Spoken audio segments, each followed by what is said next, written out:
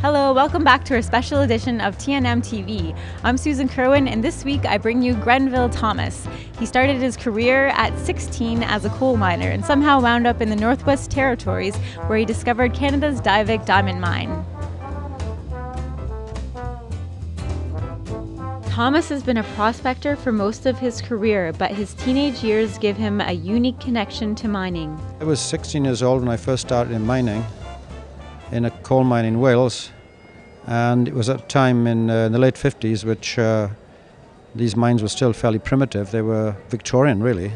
I had a fellow I worked with who started work there in 1897 when he was 12, and he was at the time about 72, and his first job was being harnessed to a scraper and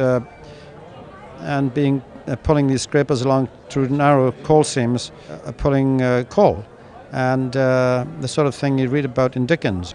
I ended up eventually going to university when I was about 20, and when I graduated I came to work in Canada for the summer. I ended up in Sudbury and then got transferred to the giant mine in Yellowknife, and I was a mining engineer before I got enticed into going out to the bush and doing some exploration.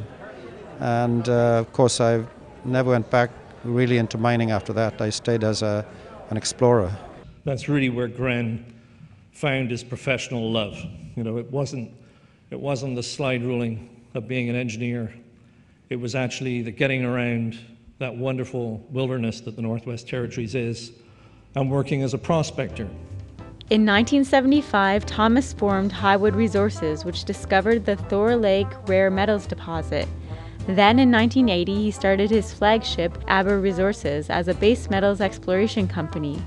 But in 1991, cash-poor Aber took a risk by scooping up some claims in the Lac de Gras area after hearing about a diamond discovery. Well, it was very exciting, and of course by the time we really got going, we knew that there were diamonds there. I mean, there were still a lot of skeptics, but by the time we acquired our ground up there, and by the time we started exploration, BHP and Dimet were producing very real results. Soon, Aber had global giant Rio Tinto on board, and after a year of exploration, the company made its first discovery on the Diavik property. Today, the Diavik mine produces more than 10 million carats per year, worth $800 to $900 million. In the meantime, Thomas has remained busy as a prospector in the north, with Strongbow Exploration and North Arrow Minerals. It's entirely about the person, the man or woman that has, you know, the understanding to do it, the belief that they can do it, and the confidence in themselves, and also, very importantly, the ability to project that to an audience that can actually provide the funding to get it done. And that is certainly Gren Thomas. That's Gren as he is now, and it's Gren as he'll always be. And it's a very great honor for me to be able to present this award to you, Gren. It's a great honor, and I think a lot of people in Canada work towards achieving as much as they can, but some of us get lucky and some of us end up getting awards. But this award is really not just for me, it's for all the people that I worked with over the years that made it possible for me to be involved in these discoveries, you know. It's never a one-man show. That wraps up our four-part special on the 2009 Canadian Mining Hall of Fame inductees. Thanks for tuning in. I'm Susan KIRWIN with The Northern Miner.